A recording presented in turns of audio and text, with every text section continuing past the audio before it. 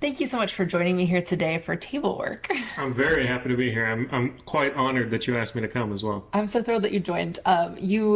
When I've talked to you in the past, just your knowledge of Julius Caesar, both the play but also historical events, was so striking, and hearing you talk was really invigorating. So, before we dive into that, though, can you tell us a little bit about? I've just read your bio, of course, but can you tell us a little bit about your program and any research that you might want to mention to people who are listening?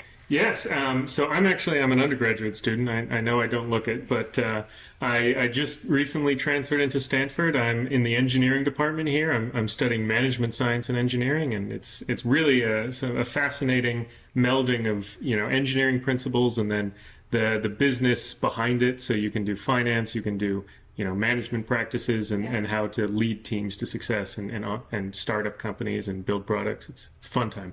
That's very interesting. And where does your love for history come into play there? So I'm a consummate fan of history, as Dan Carlin likes to say. I'm not a historian; I'm a fan of history. But I like listening to podcasts. I like reading about history and watching historical movies and then digging into the weeds and picking apart what was right, what wasn't right, and all those sorts of fun things. Oh, awesome. Okay, very cool. So in our previous conversations, you mentioned like historical differences between the actual assassination of Caesar versus what Shakespeare is doing. I would love to hear you talk about wherever you want to start, whether it's sort of the beginning of the differences or differences you find most striking. Yeah, well, before we talk about differences, I think it's really, we grew up in Hollywood where they have the thing that comes up in front of the movie that says based on historical events, and it means that it's loosely based. But this play is really, if not perfectly accurate, incredibly authentic. And some of the crazier events are real, like Calphurnia, Caesar's wife, really did have a dream the night before his assassination where she saw him dying and, wakes up and begs Caesar not to go to the Senate. The soothsayer, his name was Marina. He was real and really did prophesize months ahead of time. He was a divination priest, and he tells Caesar, beware the Ides of March. And that exchange that they have where Caesar jokingly says, the Ides have come, and Spurinna replies, aye, but they've not yet gone. That was real. In the assassination itself, that whole scene is really just accurate down to even the symbolism where Caesar's body collapses in front of the statue of Pompey. That was true, and at the very start of the play, the Caesar's triumph. We have some condensed events, but part of the celebration at the start is Caesar's triumph over Pompey. So this is like Pompey's ghost striking back at him. The symbolism is there. That all happened in reality. So there's just like a ton of these things. Almost every scene of drama in the play is true, and in many places Caesar actually tones things down, Shakespeare tones things down, like Caesar's funeral, where in the play it's Antony comes out of the Senate House and he's talking to the public and he sways the public. That is true, and it did happen, but it was way crazier than him just showing the body, talking for a bit, and then reading the will. What ends up happening is they have this huge funeral. Anthony is reading lists of Caesar's accomplishments to the people and denouncing the conspirators, and they have like a wax figurine of Caesar that shows all his stab wounds. There's an actor who is dressed as Caesar giving speeches as if he was Caesar at the funeral. It's wild, and the crowd does end up being incited to riot. And they break up furniture from temples and places all around, pile it in the forum, and then throw a massive funeral pyre. And then spontaneously, people start throwing bits of jewelry and wealth into the fire, and their weapons get thrown into the fire. It's this crazy thing. And later on, Caesar ends up being declared a god, and that spot where the pyre is becomes like a templed, hallowed ground. But so Shakespeare is really he's toning things down, and he's mostly authentic. Obviously, there's some differences. It's a play, so he condenses timelines and events. The play takes place over a few days, when in reality it was months to years. Between the start of the conspiracy and the battle. he makes some other interesting things. What's really, really interesting is the actual assassination. There were about 60 senators in on it. Caesar receives about 23 stab wounds. And from the primary sources at the time and the autopsy report, we know that there were 5 major wounds, and we know who did them, and we know that they were the ones done while he was still alive, and all the others were done after he died. So most of the conspirators didn't take part in the actual stabbing. I suppose they were just too afraid. They all had knives. But we have down to who it was who did each of those wounds. And so when Shakespeare has certain people stabbing him in certain areas, that's all fairly authentic as well. But I think it's really fascinating that we have, that granular detail. But so one thing that is different, and one thing that's really different, is, those 5 people Shakespeare plays with who they were a little bit. There's Casca is a character in the play, and he's really 2 characters. There were 2 brothers, both named Casca. So Shakespeare makes it easy. He just condenses them. And then he really plays with the characters of Brutus and Cassius. And I think it's interesting, he is obviously, he's writing, part of why he's writing this is it's a story that would be familiar, Caesar's, his campaign diaries from his wars in Gaul are taught at the time in English schools. So his audience would know about Caesar, would know this history, and so it's familiar to them. And then he's, taking the characters and fitting them to a Shakespearean mold. So he takes Cassius, who is really, he is a pinnacle of naval combat. He is the best admiral in a generation. He's a very honorable soldier, but he's also very hot-headed. He's very devoted to his ideals, and he was part of the Pompeian army. And that actually, so as an aside, Caesar practiced clemency a lot. So that's how, Brutus and Cassius fought against Caesar in the Civil War, but now they're here because he pardoned them all. So Cassius he's, a war hero. He's a great soldier, but Shakespeare needs a Machiavellian scheming figure. Like in his Othello, he has Iago, who has no motivation. He schemes because it's what he does. Cassius has some motivation, but he's turned into this scheming dark figure who is jealous of Caesar and wants to bring him down for no clearly articulated reason, which is interesting. He probably was a bit jealous. He after he was pardoned by Caesar, he joined Caesar's army and fought as a commander for Caesar at the Battle of Alexandria and some other campaigns. But then Caesar, the Civil War flares up again. Caesar goes to deal with that, and Cassius tells him, I'm not going to fight former Pompeians. I'm not going to do that. And so Caesar says, okay, go back to Rome. And in the upcoming battle, Caesar, 3 days after the Ides of March, is meant to be leaving to go on campaign, and he's not taking Cassius with him. So there is probably some jealousy there. But, Shakespeare wants these characters to fit a mold. Another one he does this too is Brutus, who he, at the time in England, there's sort of a philosophy of Stoicism. There's a revival of that school of philosophy going on. And Brutus already sort of fits that Stoic mold.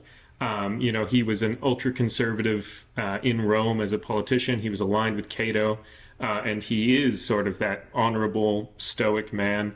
And he, throughout all this time, he was also, personally, even though he was fighting against Caesar, he had a good personal relationship through his mother.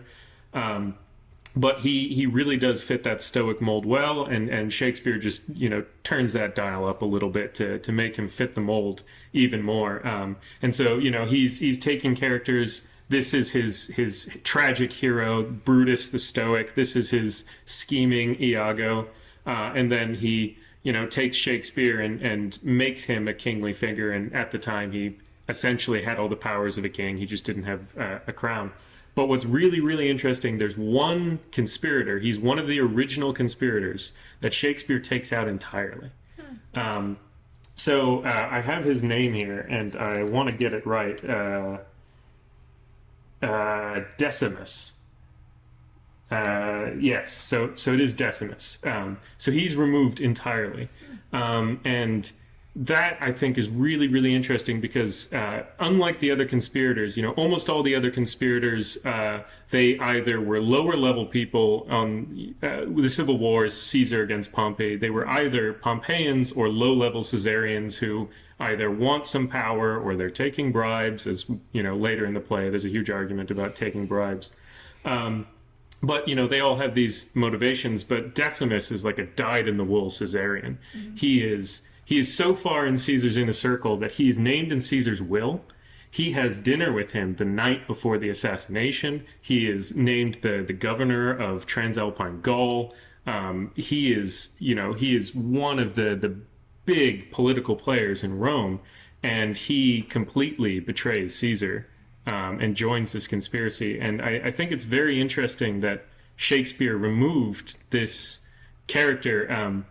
Obviously, he is, this play is making some commentary on nobility and royalty, but he completely removes the character who is the best friend, inner circle of the royal, and betrays them. But there's a lot of drama that goes on with Decimus too. One of the ways that Caesar, by removing this character, tones it down is the night before Caesar's assassination, Lepidus, Caesar, and Decimus are having a dinner party, just the three of them together, talking about the war that they're all about to leave on campaign on, that Decimus knows they're never going to make it. And, after this dinner party, they're having drinks, and a question comes up: what is the best way to die? And Lepidus and Decimus are going back and forth, and then Caesar, uncharacteristically, he's very quiet, and then he comes out and says, I think the best way to die would be suddenly and unexpectedly. And, just imagine being Decimus, he must have been dying inside. I don't know how he didn't reveal anything, but, Shakespeare toned it down, but it is very interesting that he removed that character. If I could ask him a question, I would ask him that, because he didn't, Shakespeare never wrote anything about why he did these things in his plays. We just have to look at the themes he included and try and draw inferences because of what was going on around him. So I can't say with any certainty why he removed that character, but that's one of the biggest differences that I see in the play that I find very interesting. Yeah. Oh, that's such a fascinating difference. And I mean, unexpectedly fast. I mean, do you think that Decimus felt like, well, at least that's how we're going to do this? Yeah, there's definitely something to that, and maybe he used that to console himself. It didn't go well for him in the end, as with many of the conspirators, and his death ended up being fast and unexpected too. So maybe Caesar's ghost really was coming after them. Yeah. Oh, the ghosts. I mean, such an interesting part of this puzzle too. I'm just so impressed with the way that you were able to sort of remember and really know this Roman history in a way that no matter how much I've read, I'm unable to really go here. I do have my notes. I'm cheating a bit, No, it's wonderful. So of these changes and how they affect the theme, are there certain themes that you think are sort of standing out the most when you read the text and when you sort of look, I don't know, when you're looking in the play, what do you see as the main themes or questions? Yeah, there's some interesting themes in the play. I think one that's definitely relevant now as we're going towards final season is, fate versus free will.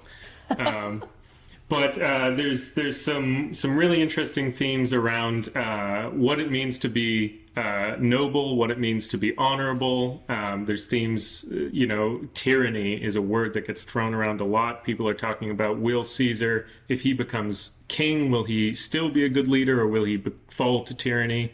And, by this point, there's also debate of, is he already a king? I mean, he doesn't have a crown, but in truth, he was walking around in public making puns.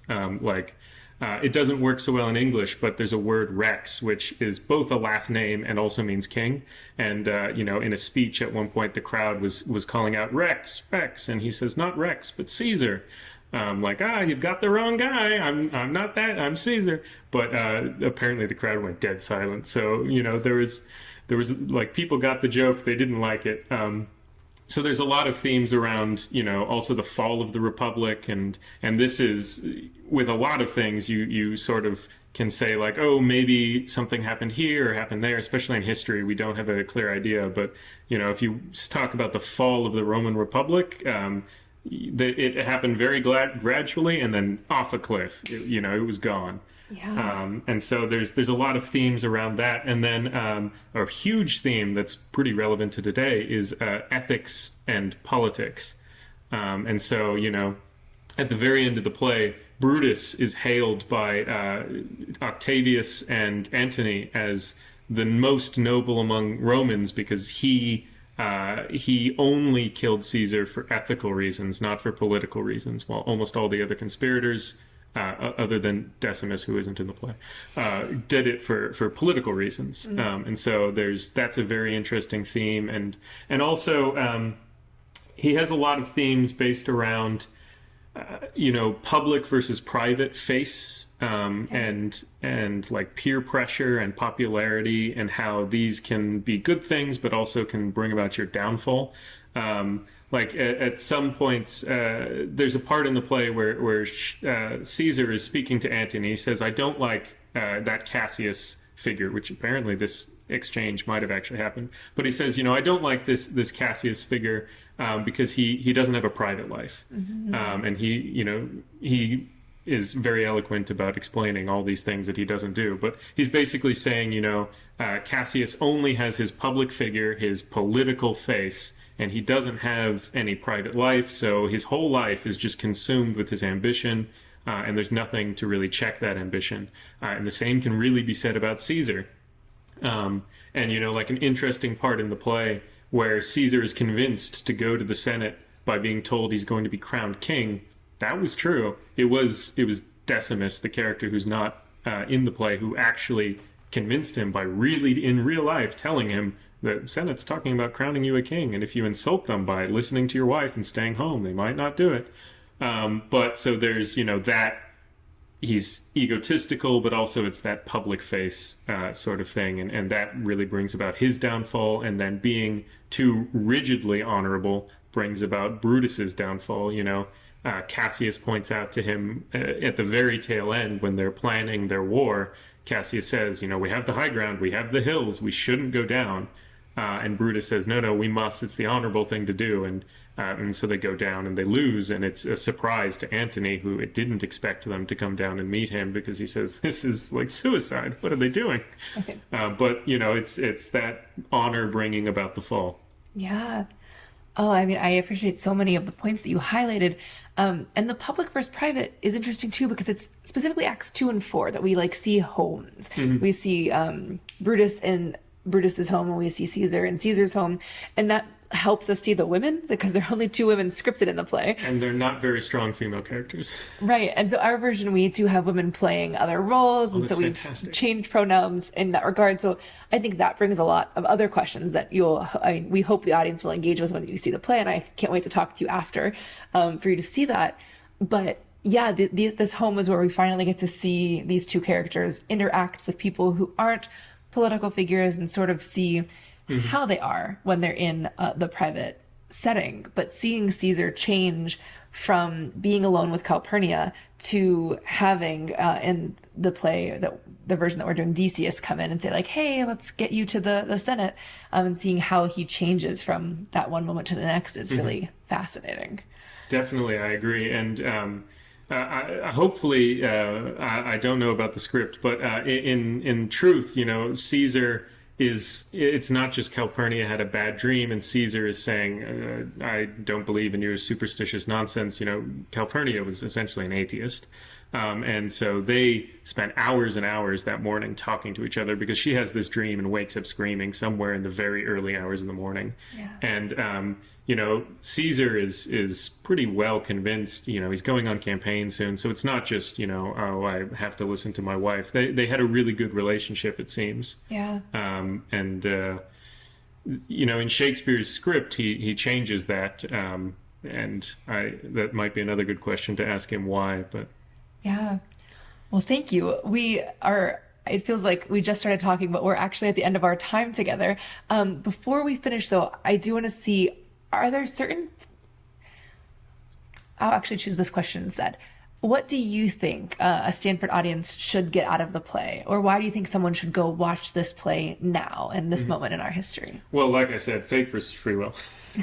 Yes. No, I think it's really interesting because sort of the themes it brings up, especially tyranny and ethics versus politics. These are very applicable to today and the setting that we all live in, and it's also very interesting to see a lot of other plays focus on monarchies, and this is focusing on the critical turning point in the fall of a republic, which I very much hope we're not anywhere like that ourselves, but it is, in terms of parallels to today, there's a lot of them. Definitely. Well, thank you so much. I really appreciate Thank this. you so much for having me. Yeah, and I can't wait to talk to you after you see the play. Fantastic. I look forward to it. Thank you.